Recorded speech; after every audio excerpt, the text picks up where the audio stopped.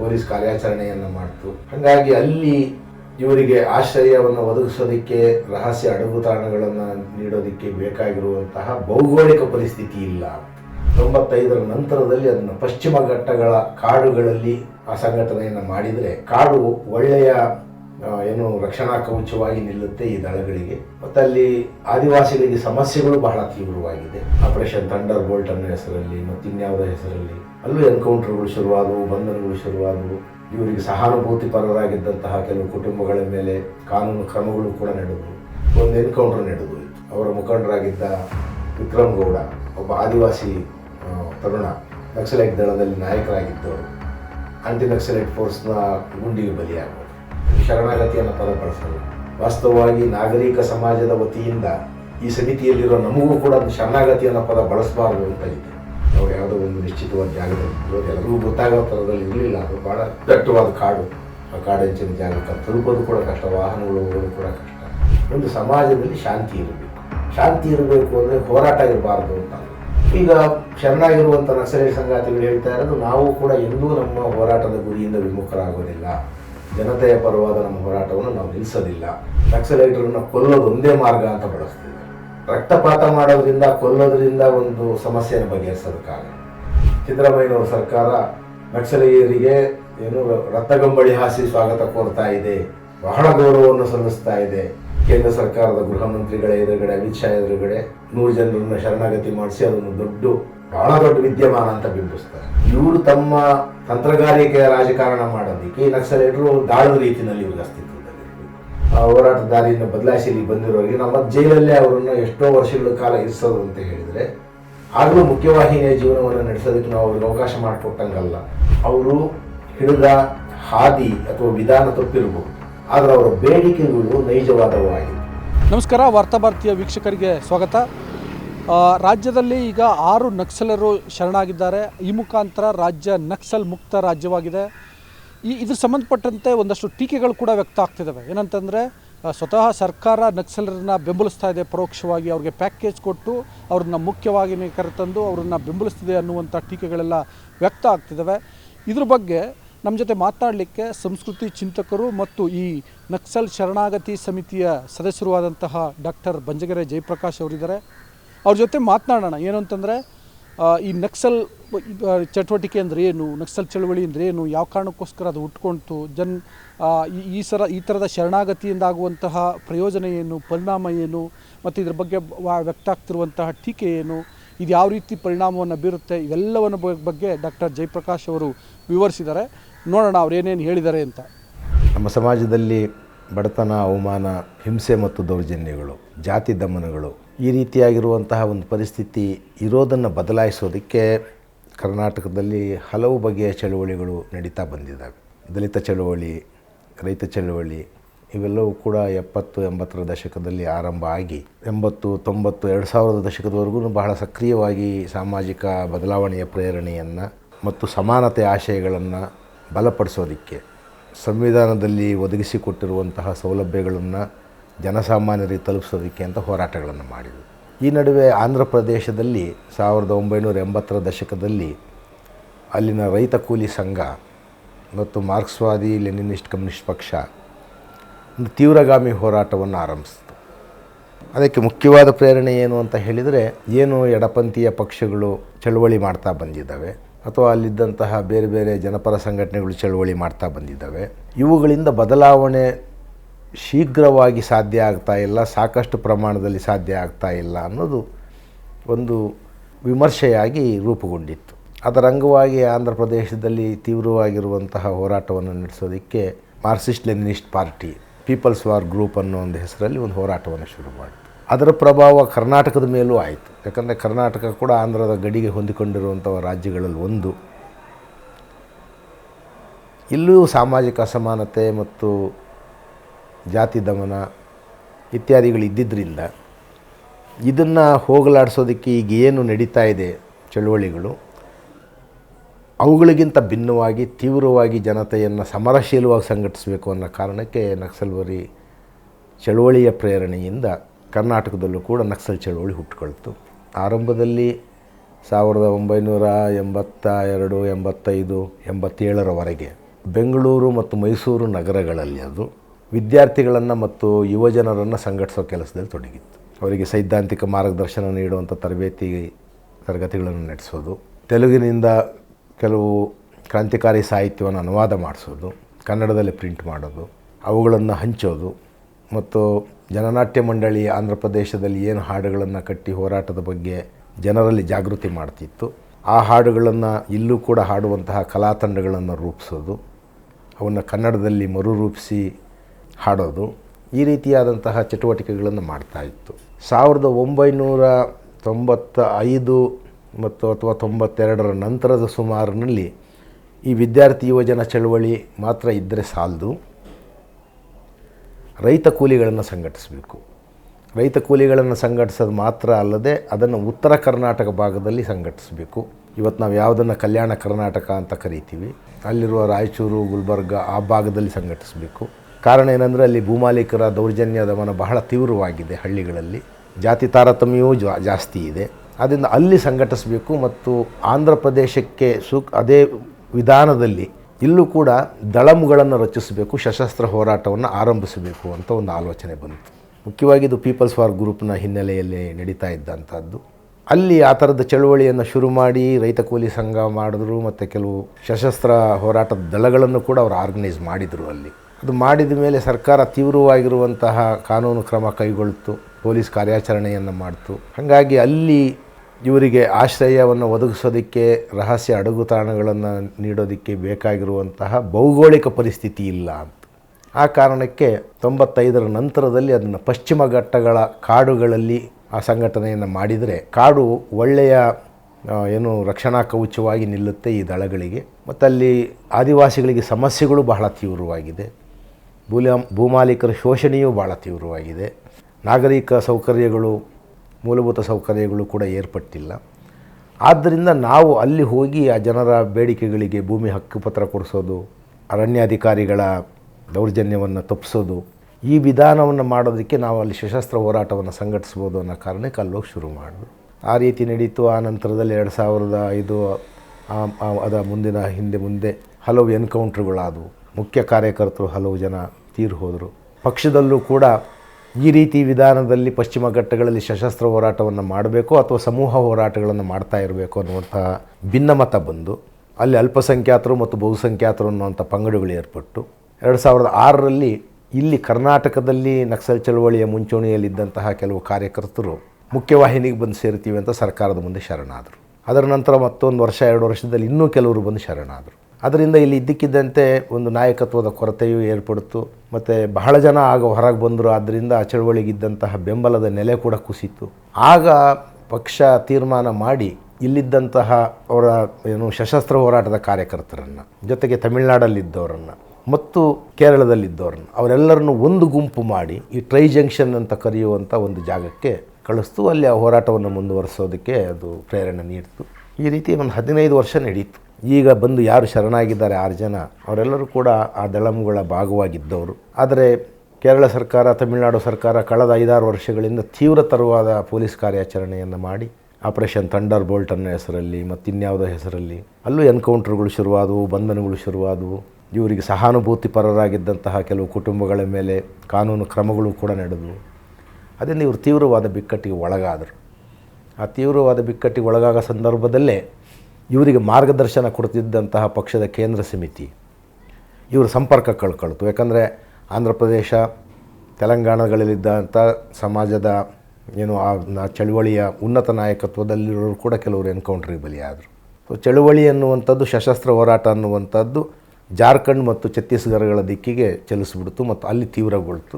ಜಾರ್ಖಂಡ್ನಲ್ಲೂ ಕಡೆಗೆ ಹಿನ್ನಡೆ ಕಂಡರು. ಈಗ ಛತ್ತೀಸ್ಗಢದಲ್ಲಿ ಭಾಳ ತೀವ್ರವಾಗಿದೆ. ಸೊ ಇದು ಒಟ್ಟಾರೆಯಾಗಿ ನಾವು ಗ್ರಹಿಸಿರುವಂತಹ ಹೊರ ನೋಟದ ಒಂದು ನಕ್ಸಲೈಟ್ ಚಳುವಳಿಯ ಬೆಳವಣಿಗೆ ಮತ್ತು ಹಿನ್ನೆಲೆ. ಮುಖ್ಯವಾಗಿ ಅಸಮಾನತೆಯನ್ನು ಹೋಗಲಾಡಿಸಬೇಕು, ತೀವ್ರಗಾಮಿ ವಿಧಾನದಲ್ಲಿ, ಮಾವೋವಾದಿ ವಿಧಾನದಲ್ಲಿ ಪ್ರಜಾಯುದ್ಧವನ್ನು ನಡೆಸಬೇಕು, ಗೆರಿಲ್ಲಾ ವಲಯಗಳನ್ನು ಮತ್ತು ವಿಮುಕ್ತ ವಲಯಗಳನ್ನು ರಚಿಸಬೇಕು. ಆ ಮುಖಾಂತರ ಈ ಸರ್ಕಾರ ಮತ್ತು ಸರ್ಕಾರಿ ಅಧಿಕಾರಿಗಳ ವಿವಿಧ ಇಲಾಖೆಗಳ ದೌರ್ಜನ್ಯಗಳನ್ನು ತಡೆಗಟ್ಟಬೇಕು ಮತ್ತು ಅಲ್ಲಿರುವ ಭೂಮಾಲೀಕರ ದೌರ್ಜನ್ಯವನ್ನು ತಡೆಗಟ್ಟಬೇಕು ಅನ್ನೋದು ಅದರ ಉದ್ದೇಶ ಆಗಿತ್ತು. ಆ ವಿಧಾನದಲ್ಲಿ ಹೋರಾಟ ನಡೀತು. ಅದರಲ್ಲಿ ಪರಿಸರ ರಕ್ಷಣೆಯ ಪ್ರಶ್ನೆಯೂ ಇತ್ತು, ಅರಣ್ಯ ಸಂಪತ್ತಿನ ರಕ್ಷಣೆಯೂ ಇತ್ತು. ಜನರ ಹಕ್ಕುಗಳು ಅರಣ್ಯ ಕಾಯ್ದೆಯ ಪ್ರಕಾರ ಅವರಿಗೆ ಸಿಗಬೇಕಾಗಿರೋದು ಏನಿದೆ ಅದು ಸಿಗಬೇಕು ಅನ್ನೋದು ಇತ್ತು. ಮೂಲಭೂತ ಸೌಕರ್ಯಗಳನ್ನು ಒದಗಿಸಲಿ ಅಂತಿತ್ತು. ಅರಣ್ಯ ಉತ್ಪನ್ನಗಳನ್ನು ಸಂಗ್ರಹಿಸೋದಕ್ಕೆ ಆದಿವಾಸಿಗಳಿಗೆ ಅವಕಾಶ ಮಾಡಿಕೊಡಿ ಅಂತ ಇತ್ತು. ಶಿಕ್ಷಣ ಮತ್ತು ಸಾರಿಗೆ ವ್ಯವಸ್ಥೆಯನ್ನು ಏರ್ಪಡಿಸ್ರಿ ಅಂತಿತ್ತು. ಎಲ್ಲ ಬೇಡಿಕೆಗಳನ್ನ ಇಟ್ಕೊಂಡು ಇವರೆಲ್ಲ ಹೋರಾಟ ಮಾಡಿದರು. ಇಷ್ಟು ವರ್ಷಗಳ ದೀರ್ಘ ಹೋರಾಟದ ನಂತರ ಈಗ ಅವರಿಗೆ ಸಶಸ್ತ್ರ ಹೋರಾಟದ ಮಾರ್ಗದಲ್ಲಿ ಮುನ್ನಡೆಯೋದು ಎಷ್ಟರ ಮಟ್ಟಿಗೆ ಸರಿ ಮತ್ತು ಅದರಿಂದ ನಾವು ಇಲ್ಲಿಯವರೆಗೂ ಸಾಧಿಸಿರುವಂತಹ ಫಲಿತಾಂಶ ಏನು, ಇವೆಲ್ಲವೂ ಚರ್ಚೆಗಳು ಹುಟ್ಟಿರಬೇಕು. ಆದ್ದರಿಂದ ಒಂದು ಕಡೆ ಬೇರೆ ಬೇರೆ ರಾಜ್ಯಗಳಲ್ಲಿ ಪೊಲೀಸ್ ಕಾರ್ಯಾಚರಣೆಯ ಒತ್ತಡ ಮತ್ತು ಇನ್ನೊಂದು ಕಡೆ ಜನರು ಇವರಿಗೆ ನೆರವು ನೀಡೋದಕ್ಕೆ ಹಿಂಜರಿಯೋಕ್ಕೆ ಉಂಟು ಮಾಡ್ತಿರುವಂತಹ ಪರಿಸ್ಥಿತಿ. ಕಾರಣ ಏನಂದರೆ ಅವ್ರಿಗೆಲ್ಲರಿಗೂ ಕಿರುಕುಳ ಆಗ್ತಾಯಿತ್ತು. ಇವರು ಸಹಾನುಭೂತಿ ಪರರು ಇರ್ಬೋದು ಅಂತ ಯಾರ ಬಗ್ಗೆ ಸರ್ಕಾರಕ್ಕೆ ಅನುಮಾನ ಬಂದರು, ಪೊಲೀಸರಿಗೆ ಅನುಮಾನ ಬಂದರು, ಅವರನ್ನು ಬಂಧಿಸೋದು, ವಿಚಾರಣೆ ಒಳಪಡಿಸೋದು, ಕಾನೂನು ಕ್ರಮ ಕೈಗೊಳ್ಳೋದು, ಈ ರೀತಿಯಾದ ವಿಧಾನಗಳು ಸಂಭವಿಸಿದವು. ಆದ್ದರಿಂದ ಆ ಟ್ರೈ ಜಂಕ್ಷನ್ ಕಾಡಲ್ಲಿ ಕೇರಳ ಮತ್ತು ತಮಿಳುನಾಡು ದಿಕ್ಕಿಗೆ ಹೋಗೋದ್ರ ಬದಲು ಅವರು ಕರ್ನಾಟಕದ ಕಾಡಿಗೆ ಬಂದರೆ ನಾವು ಇರೋದರಲ್ಲೇ ಸುರಕ್ಷಿತ ಅಂದ್ಕೊಂಡು ಬಂದರು. ಕಾರಣ ಏನಂದರೆ 15 ವರ್ಷಗಳಿಂದ ಇಲ್ಲಿ ಸಶಸ್ತ್ರ ಹೋರಾಟದ ಯಾವ ಘಟನೆಗಳು ನಡೆದಿರಲಿಲ್ಲ. ಎನ್ಕೌಂಟ್ರುಗಳೆಲ್ಲ ಮುಗಿದ ಮೇಲೆ ಇಲ್ಲಿ ಅವರು ಬಂದಿದ್ದಾರೆ ಅಂತ ಗೊತ್ತಾಗೋ ಹೊತ್ತಿಗೆ ಅಷ್ಟೊತ್ತಿಗೆ ಕರ್ನಾಟಕ ಸರ್ಕಾರ 2024 ಜನವರಿನಲ್ಲಿ ನಕ್ಸಲೈಟ್ ಪುನರ್ವಸತಿ ಸಮಿತಿ, ಶರಣಾಗತಿ ಮತ್ತು ಪುನರ್ವಸತಿ ಸಮಿತಿ ಅಂತ ಒಂದು ಸಮಿತಿಯನ್ನು ರಿಆರ್ಗನೈಸ್ ಮಾಡಿತು. ಇದು ಮೊದಲು ಇತ್ತು, ಸಿದ್ದರಾಮಯ್ಯನವರ ಸರ್ಕಾರ ಇದ್ದಾಗಲ ಒಂದು ಸಲ ಇತ್ತದು, ಆ ರೀತಿಯದಾಗಿರುವಂಥ ಒಂದು ಸಮಿತಿ. ಆನಂತರ BJP ಸರ್ಕಾರ ಬಂದ ಮೇಲೆ ಅವರು ಅದನ್ನು ನಿಷ್ಕ್ರಿಯಗೊಳಿಸ್ಬಿಟ್ಟಿದ್ರು. ಅವರ ಶರಣಾಗತಿಗಿದ್ದ ಅವಕಾಶವನ್ನು, ಪುನರ್ವಸತಿಗಿದ್ದ ಅವಕಾಶಗಳನ್ನು. ಅದರ ಬದಲಾಗಿ ಪೊಲೀಸು ಬಲ ಮತ್ತು ಈ ಆ್ಯಂಟಿ ನಕ್ಸಲೈಟ್ ಫೋರ್ಸ್ನ ಆಧಾರದಲ್ಲಿ ಆ ಚಳವಳಿಯನ್ನು ನಿಗ್ರಹಿಸೋದು ಮತ್ತು ನಿಯಂತ್ರಿಸೋದು ಅನ್ನುವಂಥ ಒಂದು ಧೋರಣೆಗೆ ಬಂದಿತ್ತು. ಅದನ್ನು ಮನಗಂಡು ಈಗ ಉಳಿದಿರುವಂತಹ ಸಶಸ್ತ್ರ ಹೋರಾಟದ ದಾರಿಯಲ್ಲಿರುವ ಕಾರ್ಯಕರ್ತರು ಮುಖ್ಯವಾಹಿನಿಗೆ ಬರೋದಾದರೆ, ಶಸ್ತ್ರಾಸ್ತ್ರಗಳನ್ನು ತ್ಯಜಿಸೋದಾದರೆ ಅವರಿಗೆ ನಾವು ಇಲ್ಲಿ ಪುನರ್ವಸತಿಗೆ ಅಗತ್ಯವಾಗಿರುವಂತಹ ಕಾರ್ಯಕ್ರಮಗಳನ್ನು ನಡೆಸಿಕೊಡ್ತೀವಿ ಅನ್ನೋ ಒಂದು ಪ್ಯಾಕೇಜನ್ನು ಸರ್ಕಾರ ರೂಪಿಸ್ತು. ಹೊಸದಾಗಿ ಮೊದಲಿದ್ದಂತಹ ಮೊತ್ತವನ್ನು ದ್ವಿಗುಣಗೊಳಿಸ್ತು. ಮೊದಲಿದ್ದಂತಹ ತರಬೇತಿಯ ಸಹಾಯಧನವನ್ನು ವರ್ಷದಿಂದ 2 ವರ್ಷಕ್ಕೆ ಏರಿಸ್ತು. ಮತ್ತು ಯಾರಾದರೂ ಉಳುಮೆ ಮಾಡ್ತೀವಿ ಅಂತ ಹೇಳಿದರೆ ಅವರಿಗೆ ಸರ್ಕಾರದ ವತಿಯಿಂದ ಸರ್ಕಾರಿ ಭೂಮಿಗಳನ್ನು ಮಂಜೂರು ಮಾಡಿಕೊಡ್ತೀವಿ ಅಂತ ಕೂಡ ಭರವಸೆ ಹೇಳಿತು. ಈ ಥರದ ಹಲವು ಪ್ರೋತ್ಸಾಹಕರವಾಗಿರುವಂತಹ ವಿಷಯಗಳು ಅದರೊಳಗಿತ್ತು. ಮತ್ತು ನಾವು ನಿಮ್ಮನ್ನು ಅಪರಾಧಿಗಳು ಅಂತ ನೋಡೋದಿಲ್ಲ, ಹೋರಾಟಗಾರರು ಅಂತಲೇ ನೋಡ್ತೀವಿ. ಆದರೆ ನೀವು ಏನು ಹೋರಾಟ ಮಾರ್ಗದಲ್ಲಿ ಕಾನೂನನ್ನು ಕೈಗೆ ತಗೊಂಡಿರುವಂಥ ಚಟುವಟಿಕೆ ನಡೆಸಿದರೆ ಅದರ ವಿರುದ್ಧ ಮಾತ್ರ ಕಾನೂನು ಕ್ರಮ ಇದ್ದೇ ಇರುತ್ತೆ. ನೀವು ನ್ಯಾಯಾಲಯಕ್ಕೆ ಹೋಗಲೇಬೇಕಾಗುತ್ತೆ. ಅದರಲ್ಲಿ ಏನಾದ್ರು ತೀರ್ಪು ನಿಮ್ಮ ವಿರುದ್ಧ ಬಂದರೆ ನೀವು ಜೈಲು ವಾಸವನ್ನು ಅನುಭವಿಸಬೇಕಾಗುತ್ತೆ. ಅದರ ಹೊರತಾಗಿ ನೀವು ಮುಖ್ಯವಾಹಿನಿಯಲ್ಲಿ ಸಂವಿಧಾನಬದ್ಧವಾಗಿ ನಿಮ್ಮ ಹೋರಾಟಗಳನ್ನು ಮಾಡೋದಕ್ಕೆ ನಮ್ಮದು ಯಾವುದೂ ಅಡ್ಡ ಇಲ್ಲ. ಜೊತೆಗೆ ನೀವು ಯಾವ ಜನರ ಅಭಿವೃದ್ಧಿಗೆ, ಅಸಮಾನತೆಯ ನಿವಾರಣೆಗೆ ಮತ್ತು ಬೇರೆ ಬೇರೆ ಬೇಡಿಕೆಗಳಿಗೇನು ಹೋರಾಟ ಮಾಡ್ತಿದ್ದೀರಾ ಅದರಲ್ಲಿ ಯಾವ್ಯಾವುದು ಸಾಧ್ಯ ಇದೆ ಅದನ್ನು ನಾವು ಕಾನೂನಿನ ಚೌಕಟ್ಟಿನಲ್ಲಿ ಮತ್ತು ಸಾಧ್ಯತೆಗಳ ಆಧಾರದಲ್ಲಿ ಪರಿಹರಿಸ್ಕೊಡ್ತೀವಿ ಅಂತ ಭರವಸೆಯನ್ನು ಕೊಟ್ಟರು. ಆದ್ದರಿಂದ ಅವರು ಬಹುಶಃ ಪೊಲೀಸ್ ಕಾರ್ಯಾಚರಣೆಯ ಒತ್ತಡ ಒಂದು ಕಡೆ, ಅವರ ಆಪ್ತ ಸಂಗಾತಿಗಳು ತೀರು ಹೋಗಿರುವ ಒಡನಾಡಿಗಳು ತೀರು ಹೋಗಿರುವ ಇವೆಲ್ಲ ತ್ಯಾಗ ಬಲಿದಾನಗಳ ನಂತರವೂ ಕೂಡ ತಾವು ಬಯಸಿದಷ್ಟು ದೊಡ್ಡ ಪ್ರಮಾಣದಲ್ಲಿ ಬದಲಾವಣೆ ಅಥವಾ ಅಭಿವೃದ್ಧಿಯನ್ನು ಸಾಧ್ಯ ಆಗಿಲ್ಲದಿರುವ ಹಿನ್ನೆಲೆಯಲ್ಲಿ ಮರು ಆಲೋಚನೆಯನ್ನು ಅವ್ರು ಮಾಡಿರಬೇಕು. ಇತ್ತೀಚೆಗೆ ಒಂದು 3 ತಿಂಗಳ ನಂತರ ಕರ್ನಾಟಕದ ಕಾಡಲ್ಲಿ ಕಾಣಿಸ್ಕೊಂಡ್ರು. ನಕ್ಸಲೈಟ್ ಪುನರ್ವಸತಿ ಸಮಿತಿಯಿಂದ ನಾವು ಅವರ ಮುಖ್ಯವಾಹಿನಿಗೆ ಬರೋದಕ್ಕೆ ಕರೆ ಕೊಟ್ಟಿರುವಂತಹ ಪತ್ರಗಳನ್ನು ನಾವು ಎಲ್ಲ ಕಾಡಂಚಿನ ಗ್ರಾಮಗಳಿಗೂ ಹಂಚಿ ಬಂದಿವಿ. ಕೇರಳದ ವಯನಾಡು ಪ್ರದೇಶಕ್ಕೂ ಹೋಗಿದ್ದೀವಿ. ಎಲ್ಲೆಲ್ಲಿ ಅವ್ರು ಬರಬಹುದು, ಅವ್ರ ಸಿಂಪತಿ, ಅವರ ಸಹಾನುಭೂತಿ ಪರರು ಯಾರಿದ್ದಾರೆ ಅಂತ ನಮಗೆ ಅನ್ನಿಸ್ತು. ಕೆಲವು ಕಡೆ ಕಾಡಂಚಿನ ಗ್ರಾಮಗಳಲ್ಲಿರೋ ಅಂಗಡಿಗಳಿಗೆ ಅವರು ದವಸ ತಗೊಂಡು ಹೋಗೋದಕ್ಕೆ ಬರ್ಬೋದು ಅನ್ನಿಸ್ತು. ಅಂಥ ಕಡೆಗೂ ಸುದ್ದಿ ತಲುಪಿಸಿ ಬಂದ್ವಿ. ನಮ್ಮ ಫೋನ್ ನಂಬರ್ಗಳು ಕೊಟ್ಟಿದ್ವಿ, ನಮ್ಮನ್ನು ಸಂಪರ್ಕಿಸ್ರಿ, ನಿಮಗೆ ಗೌರವಯುತವಾಗಿ ಶರಣಾಗೋದಕ್ಕೆ ಒಂದು ಅವಕಾಶವನ್ನು ಸರ್ಕಾರ ಕಲ್ಪಿಸುತ್ತೆ. ಆನಂತರ ಕಾನೂನು ಕ್ರಮವನ್ನು ಎದುರಿಸ್ರಿ ಮತ್ತು ಸಾಧ್ಯವಾದಷ್ಟು ಕಾನೂನು ತೊಡಕುಗಳನ್ನು ಸರಳೀಕರಿಸೋದಕ್ಕೆ ಸರ್ಕಾರ ರೆಡಿ ಇದೆ. ಹಾಗಾಗಿ ನೀವು ನಿಮ್ಮ ಶಸ್ತ್ರಾಸ್ತ್ರ ಹಿಡಿದು ಹೋರಾಡುವ ಮಾರ್ಗವನ್ನು ಬಿಟ್ಟು ಬರೋದಾದರೆ ಈಗೊಂದು ಒಳ್ಳೆಯ ಅವಕಾಶ ಇದೆ, ಇದನ್ನು ಆಲೋಚನೆ ಮಾಡಿರಿ ಅಂತ ನಾವು ಅವರಿಗೆ ಸುದ್ದಿಯನ್ನು ತಲುಪಿಸಿದ್ವಿ.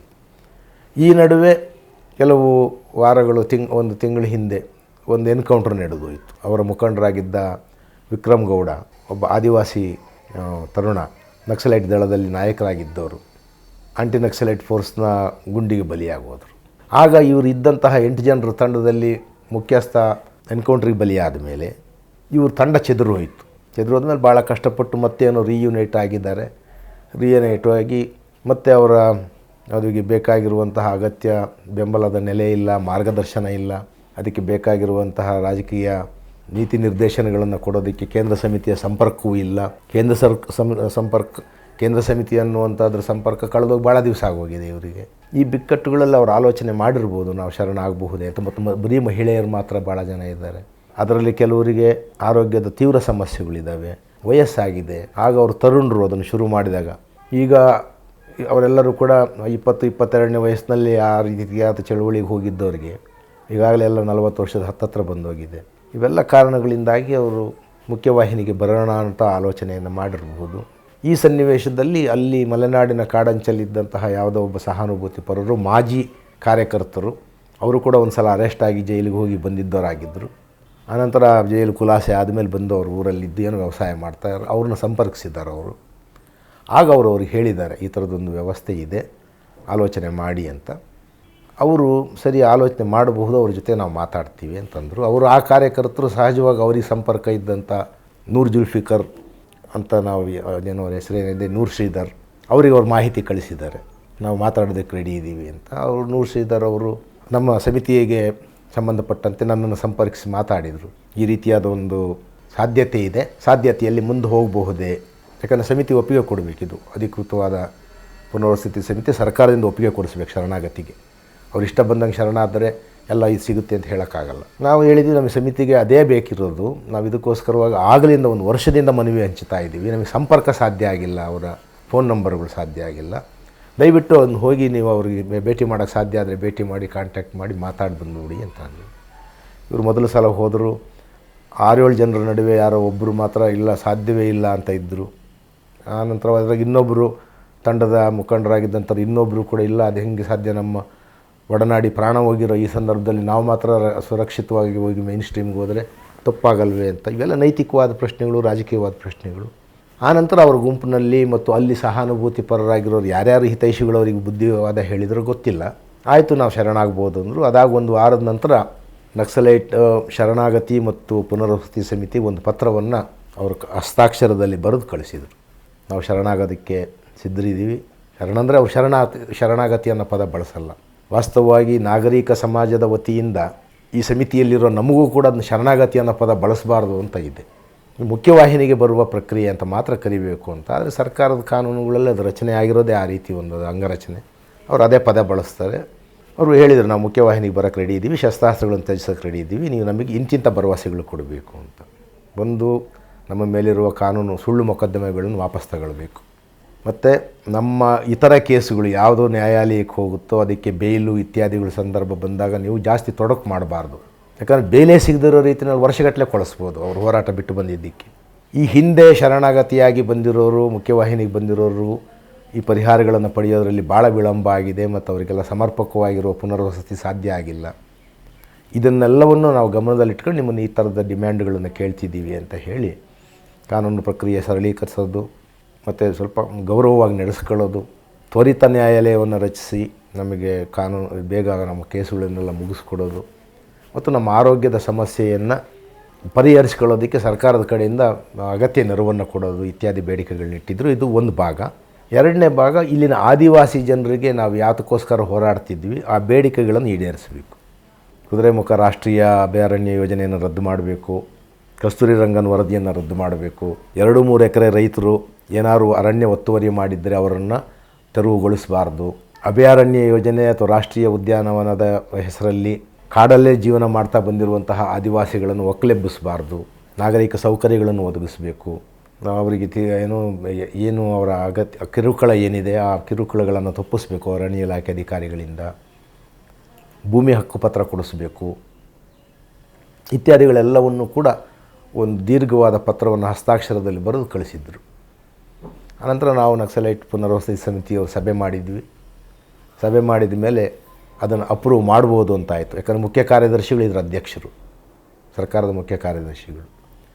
ಸಾಲದ್ದಕ್ಕೆ ಆ್ಯಂಟಿ ನಕ್ಸಲೈಟ್ ಫೋರ್ಸ್ನ ಚೀಫ್ ಯಾರಿರ್ತಾರೋ ಅವರೇ ಇದರ ಕನ್ವೀನರ್. ಅದಲ್ಲದೆ ಉನ್ನತ ಪೊಲೀಸ್ ಅಧಿಕಾರಿಗಳಿದ್ದಾರೆ, ಗುಪ್ತಚರ ಇಲಾಖೆಯವರಿದ್ದಾರೆ. ಇವರೆಲ್ಲರ ಅಭಿಪ್ರಾಯ ಒಟ್ಟಾಗಿ ಬಂದರೆ ಮಾತ್ರವೇ ಸಾಧ್ಯ ಇತ್ತು. ಕೊನೆಗೆ ಇದನ್ನು ಭಾಳ ಸಕಾರಾತ್ಮಕವಾಗಿರೋ ದೃಷ್ಟಿಕೋನದಿಂದ ನಾವು ನೋಡಿ ಇದನ್ನು ಅಪ್ರೂವ್ ಮಾಡಬೇಕು ಅಂತ ಮಾಡಿ ಅಪ್ರೂವಲ್ ಲೆಟರನ್ನು ಕೂಡ ತಯಾರು ಮಾಡಿದ್ವಿ. ಅದನ್ನು ನೂರ್ ಜುಲ್ಫಿಕರ್ ಅವ್ರಿಗೆ, ನೂರ್ ಶ್ರೀಧರ್ ಅವ್ರಿಗೆ ಕೊಟ್ವಿ. ಅವ್ರು ಹೋಗಿ ಅದನ್ನು ತಲುಪಿಸಿ ಅವರಿಗೆ ಆಮೇಲೆ ನಮಗೆ ಸುದ್ದಿ ಕಳಿಸಿದ್ರು, ಇಂಥ ದಿವಸ ನೀವು ಬಂದರೆ ನಿಮ್ಮ ಭೇಟಿ ಅವ್ರು ಮಾಡ್ತಾರೆ, ನೀವು ಅವ್ರನ್ನ ಕರ್ಕೊಂಡು ಬರ್ಬೋದು ಅಂತ. ಅದರ ಪ್ರಕಾರವಾಗಿ ನಾವು ಹೋದ್ವಿ. ಅವ್ರು ಯಾವುದೋ ಒಂದು ನಿಶ್ಚಿತವಾದ ಜಾಗದಲ್ಲಿದ್ದರು. ಅದು ಎಲ್ಲರಿಗೂ ಗೊತ್ತಾಗೋ ಥರದಲ್ಲಿ ಇರಲಿಲ್ಲ. ಅದು ಭಾಳ ದಟ್ಟವಾದ ಕಾಡು. ಆ ಕಾಡಂಚಿನ ಜಾಗಕ್ಕೆ ಅಲ್ಲಿ ತಲುಪೋದು ಕೂಡ ಕಷ್ಟ, ವಾಹನಗಳು ಹೋಗೋದು ಕೂಡ ಕಷ್ಟ. ಬೆಳಗಿನ ಜಾವನೇ ಎದ್ದು ಹೋದ್ವಿ. ಅದಕ್ಕೆ ಪೂರ್ವಭಾವಿಗೆ ಪೊಲೀಸರು ಕೂಡ ಎಲ್ಲ ಕಡೆ ಮಫ್ತಿನಲ್ಲಿ ಸುರಕ್ಷತೆ ಏರ್ಪಡಿಸಬೇಕು ಅನ್ನೋ ಕಾರಣಕ್ಕೆ ಅವರು ಕೂಡ ಚೆಕ್ ಪೋಸ್ಟ್ಗಳನ್ನು ಹಾಕಿದ್ರು. ಆಮೇಲೆ ನಾವು ಪುನರ್ವಸತಿ ಸಮಿತಿಯವರು ಮತ್ತು ನಮ್ಮ ಜೊತೆಗೆ ಶಾಂತಿಗಾಗಿ ನಾಗರಿಕರ ವೇದಿಕೆ ಕೆಲವು ಸದಸ್ಯರು, ಹಿರಿಯ ಸದಸ್ಯರು, ಅವರು ಮೊದಲ ಸಲ ಎಚ್.ಎಸ್. ದೊರೆಸ್ವಾಮಿ, ಎ.ಕೆ. ಸುಬ್ಬಯ್ಯ ಮತ್ತು ಗೌರಿ ಲಂಕೇಶ್ ಇದ್ದಾಗ ಈ ಪುನರ್ವಸತಿ ಸಮಿತಿಯ ಜೊತೆಗಿದ್ದವರು ಕೆಲವರು, ಆ ಹಿರಿಯ ಸದಸ್ಯರುಗಳು ಕೆಲವರು ಬಂದರು ನಮ್ಮ ಜೊತೆಗೆ. ಆನಂತರ ಪಾಪ ಅವರು ಭಾಳ ಸಂತೋಷವಾಗಿ ಸ್ವಾಗತಿಸಿ ನಮಗೆಲ್ಲ ಒಳ್ಳೆಯ ಆತಿಥ್ಯ ಮಾಡಿ, ಆ ಕಾಡಲ್ಲಿ ಅವರು ಅಡುಗೆ ಮಾಡಿ ನಮಗೆ ಒಂದು ತಿಂಡಿ ಎಲ್ಲ ಒದಗಿಸಿ, ಆಮೇಲೆ ಗ್ರೀಟಿಂಗ್ಸ್ ಕಾರ್ಡ್ ಕೊಟ್ಟು ನಮ್ಮ ಬದಲಾಗಿರೋ ಹೋರಾಟದ ಮಾರ್ಗದಲ್ಲಿ ನಿಮಗೆ ಶುಭಾಶಯ ಕೋರ್ತೀವಿ ಅಂತ ಹೇಳಿ ಆನಂತರ ಅವ್ರು ನಮ್ಮ ಜೊತೆಗೆ ಬಂದರು. ನಾವೊಂದು ಪಾಯಿಂಟಿಗೆ ಬಂದ ಮೇಲೆ ಅದನ್ನ ಅವ್ರು ಪೊಲೀಸ್ ಸುಪರ್ದಿಗೆ ಕೊಟ್ವಿ. ಪೊಲೀಸರು ಅದನ್ನು ರಕ್ಷಣೆಯಲ್ಲಿ ಕರ್ಕೊಂಡು ಬಂದು ಆನಂತರ ಸಮಿತಿ ವತಿಯಿಂದಲೇ ನಾವು ಮುಖ್ಯಮಂತ್ರಿಗಳ ಎದುರಲ್ಲಿ ಅದನ್ನು ಅವ್ರ ಸುಪರ್ದಿಗೆ ಕೊಟ್ಟಿದ್ದೀವಿ. ಈಗ ಅವ್ರನ್ನ ನ್ಯಾಯಾಂಗ ವಶಕ್ಕೆ ಇವತ್ತು ಜಿಲ್ಲಾಧಿಕಾರಿಗಳು ಸಮ್ಮುಖದಲ್ಲಿ ಕೊಟ್ಟಿರ್ತಾರೆ. ಇಷ್ಟಾಗಿದೆ. ಇವೆಲ್ಲದರ ನಡುವೆ ನಾವು ಗಮನಿಸಬೇಕಾಗಿರೋದೇನು? ಒಂದು ಸಮಾಜದಲ್ಲಿ ಶಾಂತಿ ಇರಬೇಕು. ಶಾಂತಿ ಇರಬೇಕು ಅಂದರೆ ಹೋರಾಟ ಇರಬಾರ್ದು ಅಂತಲ್ಲ. ಹೋರಾಟ ಅನ್ನುವಂಥದ್ದು ನಮಗೆ ಸಂವಿಧಾನದತ್ತವಾಗಿರುವಂತಹ ಅಧಿಕಾರ, ಅವಕಾಶ. ಎಲ್ಲಿವರೆಗೆ ದೌರ್ಜನ್ಯ, ತಾರತಮ್ಯ, ಅಸಮಾನತೆ ಇರುತ್ತೆ ಅಲ್ಲಿವರೆಗೂ ಹೋರಾಟ ಯಾವುದಾದ್ರೂ ಒಂದು ರೂಪದಲ್ಲಿ ಬೆಳೆದೇ ಬೆಳೆಯುತ್ತೆ. ಈಗ ಶರಣಾಗಿರುವಂಥ ನಕ್ಸಲೈಟ್ ಸಂಗಾತಿಗಳು ಹೇಳ್ತಾ ಇರೋದು, ನಾವು ಕೂಡ ಎಂದೂ ನಮ್ಮ ಹೋರಾಟದ ಗುರಿಯಿಂದ ವಿಮುಖರಾಗೋದಿಲ್ಲ, ಜನತೆಯ ಪರವಾದ ನಮ್ಮ ಹೋರಾಟವನ್ನು ನಾವು ನಿಲ್ಲಿಸೋದಿಲ್ಲ. ಒಂದು ಮಾರ್ಗವನ್ನು ಬದಲಾಯಿಸಿದ್ದೀವಿ. ಶಸ್ತ್ರಾಸ್ತ್ರಗಳನ್ನು ಹಿಡಿದು ನಾವು ಹೋರಾಟ ಮಾಡಲ್ಲ. ಕಾನೂನು ವ್ಯಾಪ್ತಿಯಲ್ಲಿ ಪ್ರಜಾತಂತ್ರ ಮತ್ತು ಸಂವಿಧಾನ ನಮಗೇನು ಪ್ರಾವಿಷನ್ಗಳನ್ನು ಒದಗಿಸುತ್ತೆ ಅದರ ಪ್ರಕಾರವಾಗಿ ನಾವು ಹೋರಾಟ ಮಾಡ್ತೀವಿ ಅಂತ. ಇದನ್ನು ನಾವೆಲ್ಲರೂ ಸ್ವಾಗತಿಸಬೇಕು. ಯಾಕಂದರೆ ಒಂದು ಕಡೆ ಸಶಸ್ತ್ರ ಹೋರಾಟ ನಡೆಯುತ್ತೆ, ಒಂದು ಕಡೆ ಪೊಲೀಸ್ ಕಾರ್ಯಾಚರಣೆ ನಡೆಯುತ್ತೆ. ಪ್ರಾಣಹಾನಿ ಪೊಲೀಸರಿಗೂ ಆಗ್ಬೋದು, ಕಾರ್ಯಕರ್ತರಿಗೂ ಆಗ್ಬೋದು. ಅವ್ರನ್ನ ಸಾಯಿಸಿದ್ರು ಅಂತ ಅವ್ರು ಇನ್ನೊಂದು ಸೇಡಿನ ಕಾರ್ಯಕ್ರಮ ಮಾಡ್ತಾರೆ, ಇವ್ರು ಸತ್ರಲ್ಲ ಅಂತ ಇವ್ರು ಇನ್ನೊಂದು ಸೇಡಿನ ಕಾರ್ಯಕ್ರಮ. ಇದು ಹಿಂಸೆ ಮತ್ತು ಪ್ರತಿಹಿಂಸೆಯ ಒಂದು ವಿಚಿತ್ರ ವ್ಯೂಹ ನಿರ್ಮಾಣ ಆಗೋಗುತ್ತೆ. ಜನತೆಯ ಸಮಸ್ಯೆಗಳನ್ನು ಬಗೆಹರಿಸೋದಕ್ಕಿಂತ ಜಾಸ್ತಿಯಾಗಿ ಈ ಹಿಂಸೆ ಮತ್ತು ಪ್ರತಿಹಿಂಸೆ ಈ ಚಟುವಟಿಕೆಗಳೇ ಪ್ರಧಾನವಾಗಿಬಿಡುತ್ತೆ. ಮತ್ತು ನಾಗರಿಕ ಸಮಾಜ ಇದನ್ನು ನೋಡಿ ಇದೇನೋ ಇವರು ಸುಮ್ಮನೆ ಸಮಾಜದಲ್ಲಿ ಗಲಭೆ ಉಂಟು ಮಾಡೋದಕ್ಕಿರುವಂಥ ಜನ ಅಂತ ಭಾವಿಸೋಕ್ಕೆ ಶುರು ಮಾಡಿಬಿಡ್ತಾರೆ. ಪೊಲೀಸರು ಕೂಡ ಅವ್ರನ್ನ ಕ್ರಿಮಿನಲ್ಗಳು ಅಂತ ನೋಡೋಕ್ಕೆ ಶುರು ಮಾಡಿಬಿಡ್ತಾರೆ. ಆದ್ದರಿಂದ ಆ ಮಾರ್ಗದ ವಿಧಾನವನ್ನು ಬದಲಾಯಿಸೋರು ಇಲ್ಲಿಗೆ ಬರ್ತಾ ಇರೋದನ್ನು ನಾವು ನಾಗರಿಕ ಸಮಾಜದ ಪ್ರಜ್ಞಾವಂತರೆಲ್ಲರೂ ಸಂತೋಷವಾಗಿ ಸ್ವಾಗತಿಸಬೇಕು. ಸರ್ಕಾರ ಇದಕ್ಕೆ ಸಕಾರಾತ್ಮಕವಾದ ನಿಲುವು ತಳೆದು ನಮಗೆ ಇಷ್ಟು ಸಹಕಾರ ಕೊಡ್ತವ್ರನ್ನ ಕರ್ಕೊಂಬರೋದಕ್ಕೆ ಅದಕ್ಕೊಂದು ರಾಜಕೀಯ ತಿಳುವಳಿಕೆ ಇದೆ ಅಂತ ನಾವು ಭಾವಿಸ್ತಾ ಇದ್ದೀವಿ. ಬೇರೆ ರಾಜ್ಯಗಳಲ್ಲೆಲ್ಲ ಬೇರೆ ಪಕ್ಷಗಳ ಸರ್ಕಾರಗಳು ನಕ್ಸಲೈಟರನ್ನು ಕೊಲ್ಲೋದು ಒಂದೇ ಮಾರ್ಗ ಅಂತ ಬಳಸ್ತಿದ್ದಾರೆ. ರಕ್ತಪಾತ ಮಾಡೋದ್ರಿಂದ, ಕೊಲ್ಲೋದ್ರಿಂದ ಒಂದು ಸಮಸ್ಯೆನ ಬಗೆಹರಿಸೋದಕ್ಕಾಗಲ್ಲ. ಆ ಸಿಟ್ಟಿನಿಂದ ಅದರಿಂದ ಕ್ರೋಧಗೊಂಡರು ಇನ್ನೂ ಕೆಲವರು ಮತ್ತೆ ಅದೇ ದಾರಿನಲ್ಲಿ ಹೋಗ್ತಾರೆ. ಮೃತ ನಾಗರಿಕರ ಪ್ರಾಣಹಾನಿ ಆಗ್ತಾ ಇರುತ್ತೆ. ಸಮಾಜವೂ ಕೂಡ ಗಲಭೆಗ್ರಸ್ತ ಆಗುತ್ತೆ. ಸರ್ಕಾರದ ಮೇಲೂ ಹೊರೆ, ಕಾರ್ಯಾಚರಣೆಯ ಹೊರೆ, ನ್ಯಾಯಾಲಯಗಳಿಗೆ ಹೊರೆ, ಮತ್ತು ಆ ಪ್ರದೇಶದಲ್ಲಿ ವಾಸ ಮಾಡುವಂತಹ ಜನತೆಗೆ ಈ ಪೊಲೀಸು ತನಿಖೆ, ವಿಚಾರಣೆ, ಬಂಧನ ಇತ್ಯಾದಿಗಳು ಕಿರುಕುಳ. ಇವೆಲ್ಲದರ ಬದಲಾಗಿ ನಾವು ನಾಗರಿಕ ಸಮಾಜದಲ್ಲಿದ್ದೇನೆ ಹೋರಾಟವನ್ನು ಮುನ್ನಡೆಸ್ತೀವಿ ಅಂತ ಅವ್ರು ಏನು ಧೋರಣೆ ತಳೆದಿದ್ದಾರೆ ಇದನ್ನು ನಾವು ಒಳ್ಳೆಯ ಬೆಳವಣಿಗೆ ಅಂತ ತಗೊಳ್ಬೇಕು. ಈಗ ಕೆಲವು ಪಕ್ಷದ ಮುಖಂಡರು, ಭಾಳ ಮುಖ್ಯವಾಗಿ BJP ಮುಖಂಡರು, ಸಿದ್ದರಾಮಯ್ಯನವ್ರ ಸರ್ಕಾರ ನಕ್ಸಲೀಯರಿಗೆ ಏನು ರತ್ನಗಂಬಳಿ ಹಾಸಿ ಸ್ವಾಗತ ಕೋರ್ತಾ ಇದೆ, ಬಹಳ ಗೌರವವನ್ನು ಸಲ್ಲಿಸ್ತಾ ಇದೆ, ಎಲ್ಲ ಜಿಲ್ಲಾಧಿಕಾರಿ ಮುಂದೆ ಶರಣಾಗರನ್ನು ಮುಖ್ಯಮಂತ್ರಿ ಎದುರುಗಡೆ ಕರೆಸ್ಕೊಂಡು ಶರಣಾಗತಿ ಮಾಡಿಸಿ ಅವರಿಗೆ ಇಲ್ಲದ ಮಹತ್ವವನ್ನು ಕಲ್ಪಿಸಿದ್ದಾರೆ, ಇದು ತಪ್ಪು. ಇವರೆಲ್ಲರನ್ನು ಕೂಡ ಅರ್ಬನ್ ನಕ್ಸಲರನ್ನು ಮಾಡೋದಕ್ಕೆ ಕಾಂಗ್ರೆಸ್ಸೇ ಪರೋಕ್ಷವಾಗಿ ಇದು ಬೆಂಬಲ ಕೊಡ್ತಾ ಇದೆ, ಪ್ರಚಾರ ಗಿಟ್ಟಿಸ್ಕೊಳ್ತಾ ಇದೆ, ತನ್ನ ರಾಜಕೀಯ ಬೇಳೆ ಬೇಯಿಸ್ಕೊಳ್ತಾ ಇದೆ ಇತ್ಯಾದಿ ಏನೇನೋ ಆಪಾದನೆಗಳನ್ನು ಆರೋಪಗಳನ್ನು ಮಾಡ್ತಾ ಇದ್ದಾರೆ. ಇದು ಇಬ್ಬಗೆಯ ನಿಲುವು. ಇದೇ BJP ಸರ್ಕಾರ ಛತ್ತೀಸ್ಗಢದಲ್ಲಿ ಕೇಂದ್ರ ಸರ್ಕಾರದ ಗೃಹ ಮಂತ್ರಿಗಳ ಎದುರುಗಡೆ, ಅಮಿತ್ ಶಾ ಎದುರುಗಡೆ 100 ಜನರನ್ನು ಶರಣಾಗತಿ ಮಾಡಿಸಿ ಅದನ್ನು ಭಾಳ ದೊಡ್ಡ ವಿದ್ಯಮಾನ ಅಂತ ಬಿಂಬಿಸ್ತಾರೆ, ಭಾವುಕತೆಯಿಂದ ಬಣ್ಣಿಸ್ತಾರೆ. ಮಹಾರಾಷ್ಟ್ರದಲ್ಲಿ ಫಡ್ನವೀಸ್ ಸರ್ಕಾರದ ಮುಂದೆ 11 ಜನ ನಕ್ಸಲೈಟರು ಶರಣಾಗತಿಯಾಗಿರೋದನ್ನು ಸಂಭ್ರಮಿಸ್ತಾರೆ ಮತ್ತು ನೋಡಿ ಎಷ್ಟೊಳ್ಳೆ ಸಾಧನೆ ಮಾಡಿದ್ದೀವಿ ಅಂತಾರೆ. ಕಾಂಗ್ರೆಸ್ ಸರ್ಕಾರ ಅದನ್ನು ಕರ್ನಾಟಕದಲ್ಲಿ ಮಾಡ್ತು ಅಂದಾಗ ಮಾತ್ರ ಏನೋ ಜನವಿರೋಧಿ ಕೆಲಸ ಮಾಡ್ತು ಅಂತ ಹೇಳ್ತಾ ಇದ್ದಾರೆ. ಇದು ಭಾಳ ಇಬ್ಬಗೆಯ ರಾಜಕೀಯ ನೀತಿ ಇದು. ಇವರ ಅರ್ಥ ಏನು? ಕರ್ನಾಟಕದಲ್ಲಿ ನಕ್ಸಲೈಟರು ಇದ್ದಾರೆ ಅಂತ ಆಗಬೇಕು, ಅವರಲ್ಲಿ ಆಗಾಗ ಹೋರಾಟದ ಯಾವುದೋ ಕಾರ್ಯಕ್ರಮಗಳನ್ನು ಮಾಡಬೇಕು, ಅದನ್ನು ಇವರು ಬಹಳ ದೊಡ್ಡದಾಗಿ ಅಪಪ್ರಚಾರ ಮಾಡಿ ತಮ್ಮ ರಾಜಕೀಯ ಬೇಳೆಯನ್ನು ಈ ಪಶ್ಚಿಮ ಘಟ್ಟಗಳಲ್ಲಿ ಆ ಕಾಡಿನ ನಡುವೆ ಆ ಕರಾವಳಿ ಭಾಗದಲ್ಲಿ ಬೆಳೆಸ್ತಾ ಇರಬೇಕು. ಇವರು ತಮ್ಮ ತಂತ್ರಗಾರಿಕೆಯ ರಾಜಕಾರಣ ಮಾಡೋದಕ್ಕೆ ಈ ನಕ್ಸಲೈಟರು ದಾಳದ ರೀತಿಯಲ್ಲಿ ಇವ್ರಿಗೆ ಅಸ್ತಿತ್ವದಲ್ಲಿರಬೇಕು. ಅಂದರೆ ಇವ್ರಿಗೆ ಏನು ಅರ್ಥ ಹಂಗಾರೆ ನಕ್ಸಲೈಟರು ಇರಬೇಕು, ಅವ್ರನ್ನ ಉಳಿಯೋಕೆ ಅಲ್ಲೇ ಬಿಡಬೇಕಿತ್ತು, ಸಶಸ್ತ್ರ ಹೋರಾಟ ಮಾಡ್ತಾ ಇರಬೇಕಿತ್ತು ಅಂತನ ಇವ್ರ ನಿಲುವು. ಇಲ್ಲ ಬರೀ ಅವ್ರನ್ನ ಕೊಂದಾಕೋದ್ರಿಂದ ನಕ್ಸಲೀಯ ಚಳುವಳಿ ಇಲ್ದಿರಂಗೆ ಆಗುತ್ತೆ ಅಂತ ಇವ್ರ ನಿಲುವ. ಕೊಂದಾಕೋದ್ರಿಂದ ಮುಗಿಯೋದಾಗಿದ್ದರೆ 1967ರಿಂದ ನಕ್ಸಲ್ ಬರಿ ಕಾಲದಿಂದ ಹಿಡಿದು ಇವತ್ತಿನವರೆಗೂ ಎಷ್ಟು ಜನ ಈ ಥರದ ತೀವ್ರಗಾಮಿ ಕಾರ್ಯಕರ್ತರನ್ನು ಕೊಂದಿರ್ಬೋದು. ಆದರೂ ಕೂಡ ಚಳುವಳಿ ಯಾಕೆ ಬೇರೆ ಬೇರೆ ರಾಜ್ಯಗಳಲ್ಲಿ ಬೆಳೀತಾನೆ ಇರುತ್ತೆ, ಚಿಗುರ್ತಾನೆ ಇರುತ್ತೆ? ಹೋರಾಟದ ಕಿಡಿ ಇರೋದಕ್ಕೆ ಕಾರಣ ಸಮಾಜದಲ್ಲಿರುವ ಅಸಮಾನತೆ, ದೌರ್ಜನ್ಯ, ತಾರತಮ್ಯ, ಕಿರುಕುಳ ಇಲಾಖೆಗಳಿಂದ.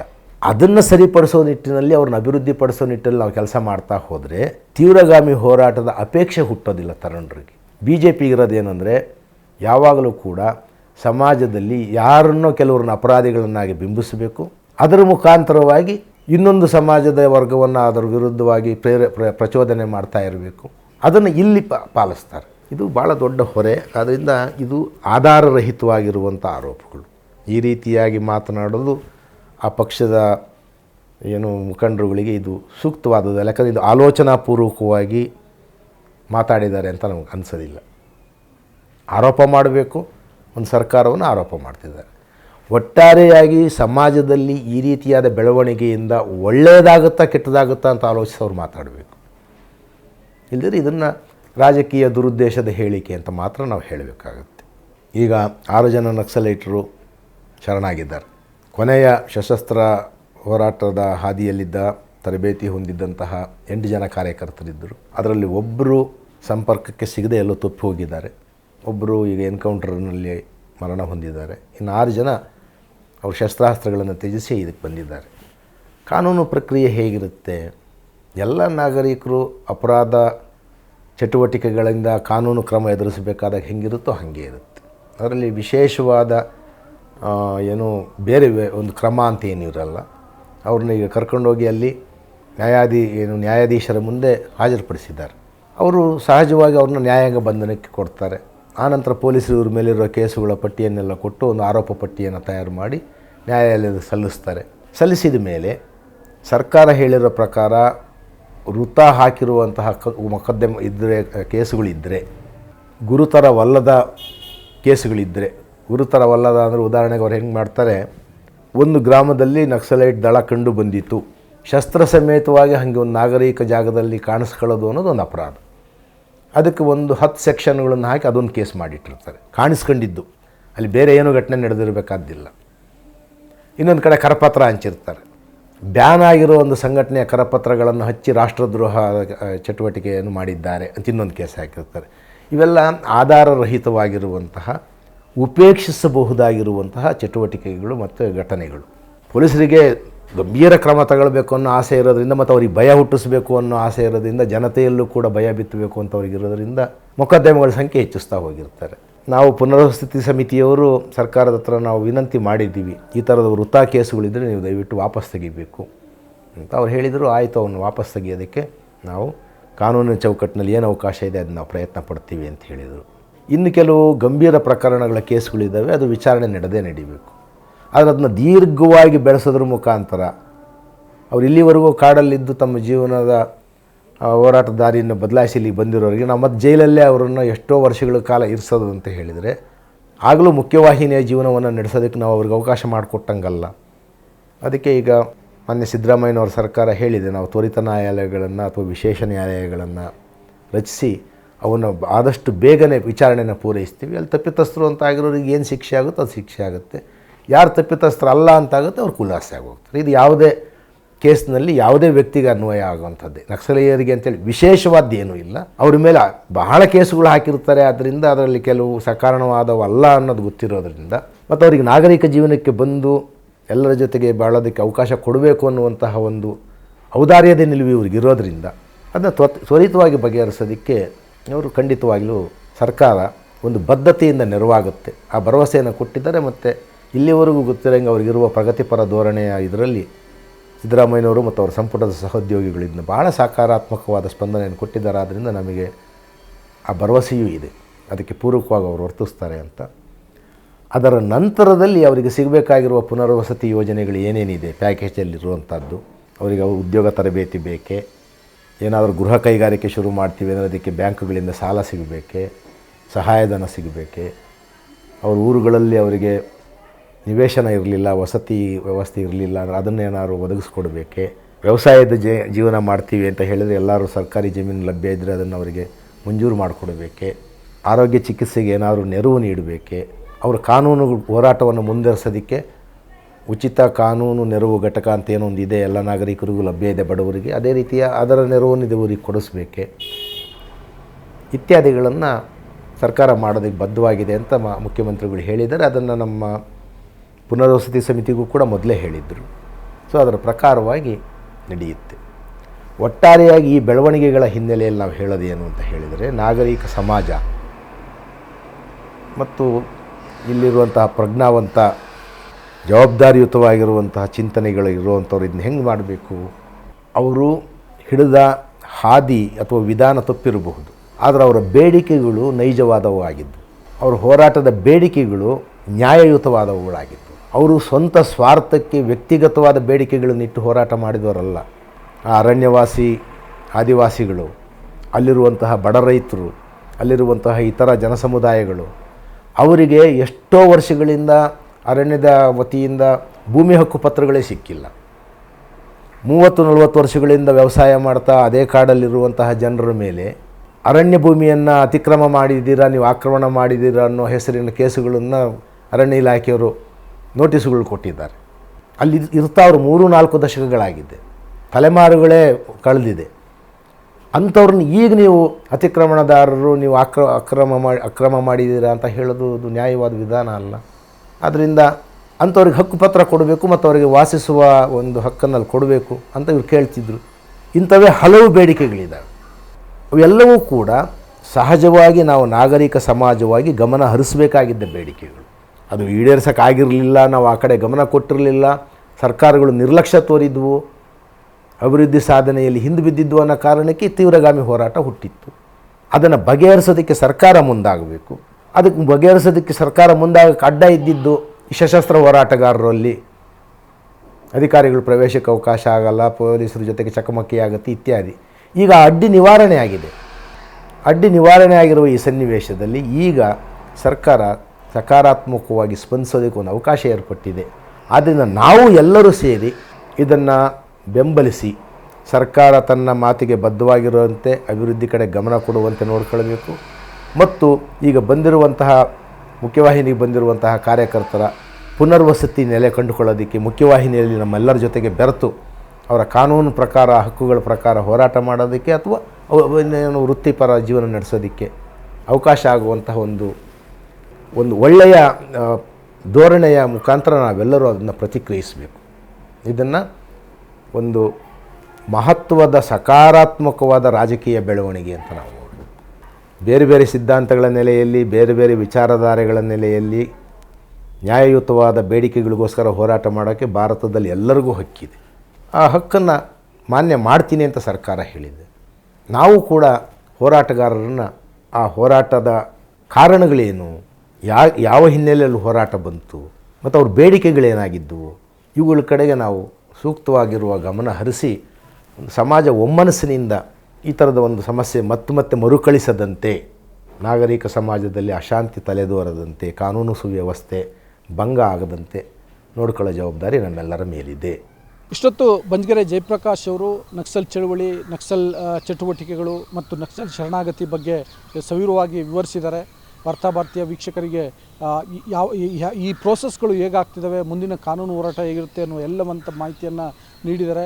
ಇನ್ನೊಂದು ಅಂಶವನ್ನು ನಾವು ಇಲ್ಲಿ ಪ್ರಸ್ತಾಪಿಸ್ಬೋದು. ಏನಂತಂದರೆ, ಛತ್ತೀಸ್ಗಢದಲ್ಲಿ 40 ಜನ ನಕ್ಸಲರು ಶರಣಾಗತರಾದರು. ಆಗ ಕೇಂದ್ರ ಗೃಹ ಸಚಿವ ಅಮಿತ್ ಶಾ ಸ್ವಾಗತ ಮಾಡಿದರು. ಅದೇ ರೀತಿ ಮಹಾರಾಷ್ಟ್ರದಲ್ಲಿ 11 ಜನ ನಕ್ಸಲರು ಶರಣಾಗತರಾದರು. ಆಗ ಅವರನ್ನು ಮಹಾರಾಷ್ಟ್ರದ ಮುಖ್ಯಮಂತ್ರಿ ದೇವೇಂದ್ರ ಫಡ್ನವೀಸ್ ಸ್ವಾಗತ ಮಾಡಿದರು. ಆಗ BJP ಟೀಕೆ ಮಾಡಿರಲಿಲ್ಲ, ಬಟ್ ರಾಜ್ಯದಲ್ಲಿ ಟೀಕೆ ಮಾಡ್ತಾಯಿದೆ. ಸೊ ಇದು ಒಂದು ರೀತಿಯ BJPಯ ದ್ವಂದ್ವ ನಿಲುವು. ಮತ್ತಿನ್ನೊಂದು ಇದೇನೇ ಇರಲಿ, ಏನು ಹಿಂಸಾವಾದ ಅನ್ನೋದು ಸರಿಯಲ್ಲ. ಹಿಂಸೆಯ ಮಾರ್ಗ ಯಾವತ್ತಿಗೂ ಸರಿಯಲ್ಲ. ನಕ್ಸಲರಿರಲಿ ಅಥವಾ ಬೇರೆ ಯಾರೇ ಇರಲಿ, ಅವರು ಆ ಹಿಂಸಾವಾದವನ್ನು ತ್ಯಜಿಸಿ ಮುಖ್ಯವಾಗಿ ನೀವು ಬರ್ತೀನಿ ಅಂತಂದರೆ ಅದನ್ನು ಸ್ವಾಗತ ಮಾಡಬೇಕಾಗತ್ತೆ. ಅಫ್ಕೋರ್ಸ್ ಕಾನೂನು ಮುಂದೆ ಅವ್ರಿಗೆ ಏನೇನು ಕ್ರಮ ತಗೊಳ್ಬೇಕು, ಇಲ್ಲಿವರೆಗೆ ಅವ್ರ ಮೇಲಿರುವಂಥ ಕೇಸ್ಗಳ ಬಗ್ಗೆ ಅದನ್ನು ಕ್ರಮ ತೆಗೆದುಕೊಂಡೇ ತಗೊಳುತ್ತೆ. ಅಲ್ಲಿವರೆಗೆ ಆದರೆ ಕಾನೂನು ಕ್ರಮ ತೆಗೆದುಕೊಳ್ಳೋದು ಒಂದು ಭಾಗ. ಒಂದು ಸಮಾಜವಾಗಿ ಯಾರೇ ಕೆಟ್ಟ ದಾರಿ ಹಿಡಿದಿದ್ದವ್ರು ಮತ್ತೆ ಒಳ್ಳೆ ದಾರಿ ಹಿಡಿತಿದ್ದ ಅಂದಾಗ ಸಹಜವಾಗಿ ಅವರನ್ನು ಸ್ವಾಗತಿಸಬೇಕಾಗತ್ತೆ. ಹಾಗಂತ ಹೇಳ್ತಾ ಇವತ್ತಿನ ಈ ಒಂದು ಕಾರ್ಯಕ್ರಮವನ್ನು ನಾನು ಮುಗಿಸ್ತಾ ಇದ್ದೀನಿ. ದಯವಿಟ್ಟು ವಾರ್ತಾಭಾರತೀಯ ನಮ್ಮ ಯೂಟ್ಯೂಬ್ ಚಾನಲನ್ನು, ಫೇಸ್ಬುಕ್ಕನ್ನು, ಇನ್ಸ್ಟಾಗ್ರಾಮನ್ನು ಶೇರ್ ಮಾಡಿ, ಲೈಕ್ ಮಾಡಿ ಮತ್ತು ಸಬ್ಸ್ಕ್ರೈಬ್ ಮಾಡಿ ಅಂತೇಳಿ ವಿನಂತಿಸ್ಕೊಳ್ತೀನಿ. ನಾನು ಧರಣೇಶ್ ಬುಕ್ಕನಕೆರೆ. Thank you. ನಮಸ್ಕಾರ.